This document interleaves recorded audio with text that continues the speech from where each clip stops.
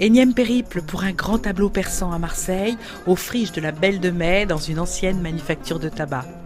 Nous sommes avec les experts du Centre interrégional de conservation et de restauration du patrimoine, le fameux CICRP de Marseille, Centre d'enquête scientifique.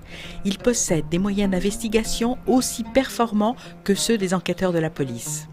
Remonter le temps, découvrir la matière d'origine du tableau, trouver des indices sur son mode de fabrication et assister à sa patiente restauration. Faire revivre l'histoire du portrait idéalisé de cette danseuse persane portée de Perse en Hollande avant de rejoindre Cannes où elle fut offerte au musée de la Cité.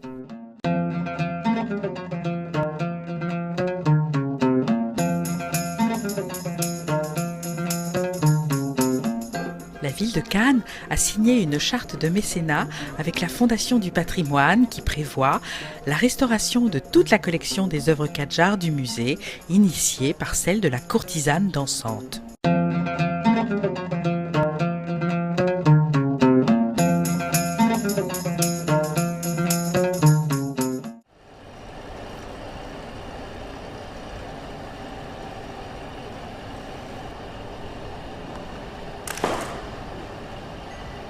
La lumière directe, c'est le début du dossier scientifique. Donc après, Émilie, on fait ensemble la lumière rasante. Oui. On va le voir. Après, on va faire l'infrarouge. Et puis après, sous UV. Sous UV. Donc voilà, ça c'est l'infrarouge. Donc l'infrarouge, ça permet de traverser la couche picturale. On voit apparaître les anciennes restaurations. Les taches, c'est les restaurations. Voilà. C'est le mastic en fait. Hein. Les UV, ça nous donne aussi des détails sur l'application du vernis, sur l'épaisseur du vernis. On voit une autre étape de restauration avec l'application d'un vernis épais et de nouvelles restaurations qui ne fluorescent pas au-dessus du vernis. D'accord. Lumière rasante là. Oui, c'est une lumière qui vient éclairer le tableau par le côté et qui met en évidence tous les accidents que la toile a pu subir. On a vraiment l'impression d'un tableau très malade, il est cloqué, boursouflé, abîmé, et on se rend compte du travail qu'il y a à faire. Oui, alors oui, que quand on a une lumière naturelle, on n'avait pas l'impression qu'il était aussi abîmé. Et oui, oui. C'est grâce à ce genre d'enquête qu'on va savoir comment a voyagé l'œuvre. Et oui, chaque prise de vue nous en apprend un peu plus sur son histoire. Sur son histoire. Ouais.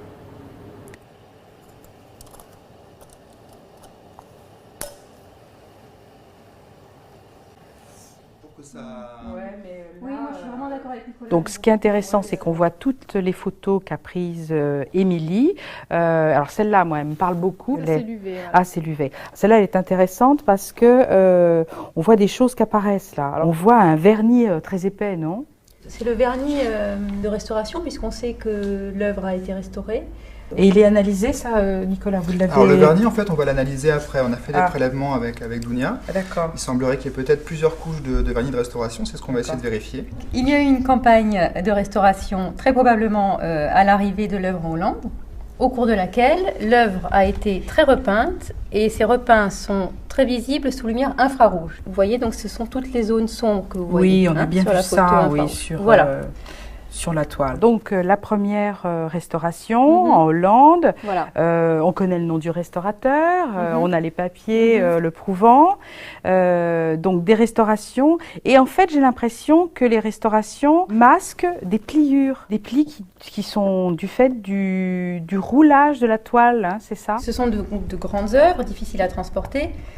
Qui viennent de loin, qui ont souvent été transportés dans des conditions assez compliquées, d'autant plus que ce n'était pas à l'époque des toiles extrêmement considérées. Donc elles arrivaient ici, ce sont des toiles fragiles. Ce qui est intéressant, c'est qu'on a remarqué que pour une grande partie des émeraudes du haut du costume, on avait la présence alors on s'est demandé si c'était une feuille d'or, ou on distinguait par transparence la présence d'un métal d'aspect doré. Oui. Et donc on voulait donc savoir déjà quelle était la nature de ce métal, est-ce que c'était de l'or, est-ce que c'était autre chose. Et donc on s'est rendu compte qu'en fait il s'agissait d'un alliage de cuivre et de zinc. C'est la petite partie restaurée qui, elle, contient une partie d'or. Ah oui, ils ont restauré alors. Oui, alors c'est pas une feuille d'or, c'est probablement de l'or peint à partir de poussière d'or.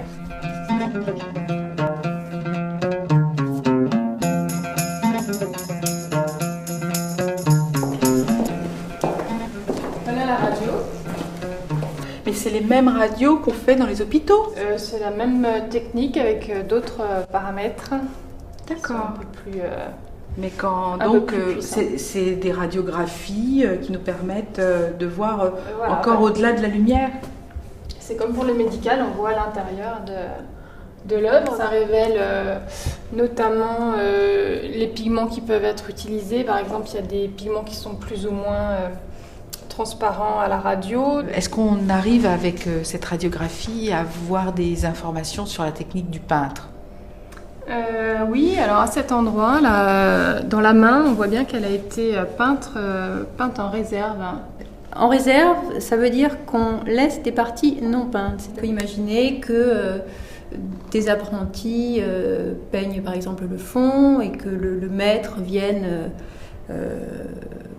finir le visage, par exemple. Voilà.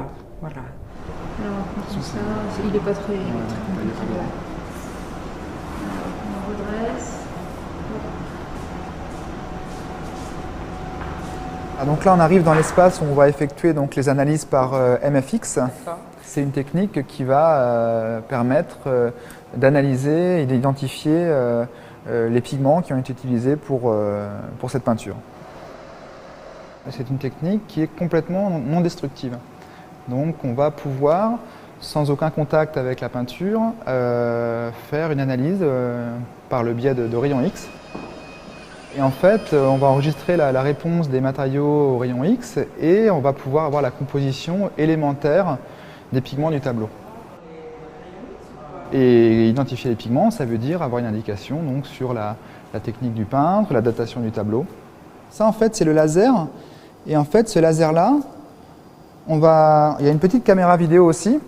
Et on va aller caler ce laser dans un petit repère qui est une petite croix. Et quand le laser sera au centre de cette croix, ça voudra dire qu'on a atteint la distance de travail optimale pour avoir la meilleure réponse. Voilà, donc là, on a allumé les rayons X et on est en train d'observer en direct donc la matière, en fait. La matière, c'est-à-dire la composition en éléments chimiques et chaque pic qui grandit, en fait, est caractéristique d'un élément. D'accord. Avec cette technique, vous avez pu analyser les couleurs, les pigments, et maintenant vous savez un peu où aller. On a identifié le pigment bleu, donc qui est du bleu de Prusse, qui est apparu au milieu du XVIIIe siècle. On a également identifié les pigments verts, donc il y a deux verts différents. Donc il y a le vert des pierres précieuses, des émeraudes, qui est un vert au cuivre. Et puis le vert, par exemple, des tiges du bouquet qui est différent, puisque le vert, c'est un mélange de bleu de Prusse et d'un pigment jaune, l'or-piment. Puis donc on a aussi également pu mettre en évidence les matériaux qui ont été utilisés pour les repeints. Donc on voit des repeints verts ici qui contiennent du chrome, et donc le vert de chrome, lui, apparaît plus tardivement. Donc ce serait la restauration du restaurateur hollandais, celui qui a restauré juste à l'arrivée des œuvres chez le baron Liclama, donc le collectionneur. On peut le penser. Oui.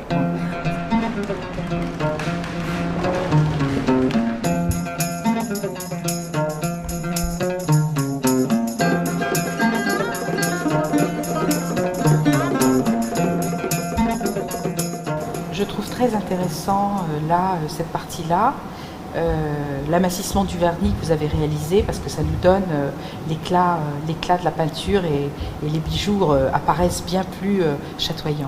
Oui, tout à fait. Simplement, l'amincissement du vernis permet déjà de retrouver des couleurs plus fraîches, plus proches de l'original.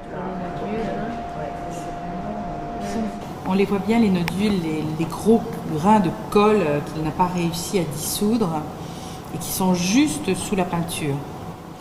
Ce sont des nodules de colle qui sont liés à la colle de rentoilage et qui malheureusement déforment considérablement la couche picturale en lui donnant cet aspect un petit peu irrégulier.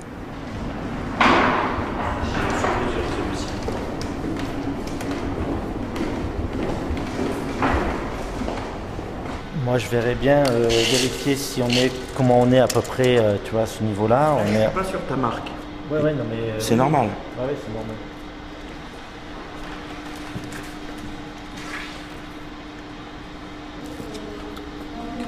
Donc là, on va prendre le gabarit pour commander le nouveau châssis. Le châssis est attaqué par les insectes et il est un peu fragile dans les angles. Donc on va le changer pour assurer une bonne tension après le rentoilage.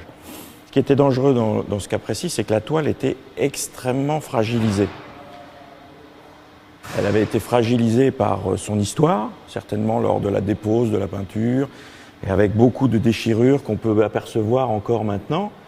Ici, ici, ici. Par exemple, sur cette déchirure-là, qu'on voit à la face, et le fil à fil a été effectué avec la colle d'esturgeon et d'amidon qui permet de redonner une cohésion à la toile. Donc là, comme dans l'accident, il manquait de la toile originale, j'ai été obligé de remettre des morceaux de toile originale, ce qu'on appelle des incrustations.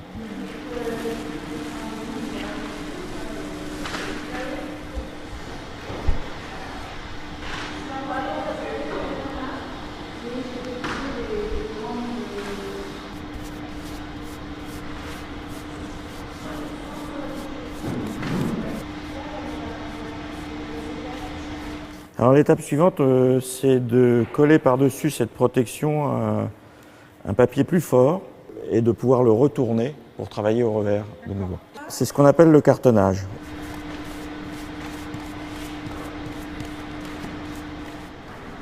Et là, ce qu'on voit là, cette forme, n'est pas ce qu'il était à l'origine, au moment de la fabrication. On voit les marques de l'ancien châssis le long des bords verticaux et qui continuent alors que là on a la découpe de la toile originale. Ce qui nous apporte la preuve que cette toile a été tendue sur un châssis rectangulaire. Il est probable que les toiles étaient rectangulaires et la boiserie donnait la forme ogivale ou à angle coupé comme celle-ci. Beaucoup de représentations montrent des toiles de courtisanes, de princes, qui sont en forme d'ogive. Moi, ce que je pense, c'est que cette toile a probablement été démontée à travers la boiserie et coupée dans la boiserie. Coupée au scalpel dans la boiserie au moment où on a démonté ces toiles.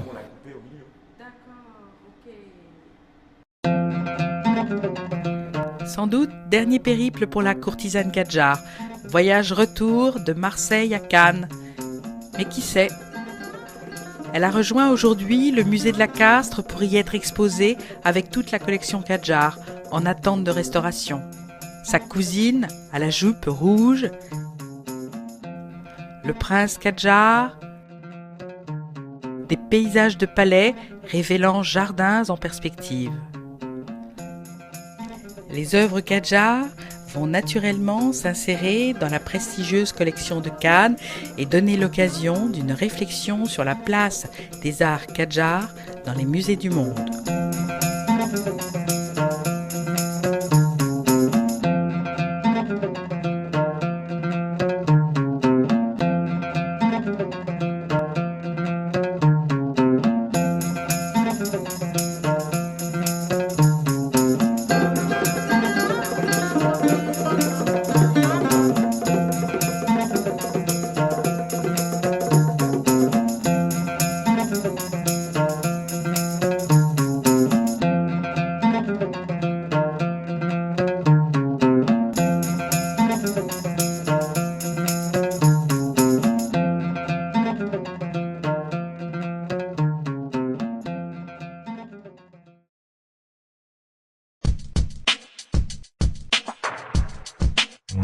Goodbye.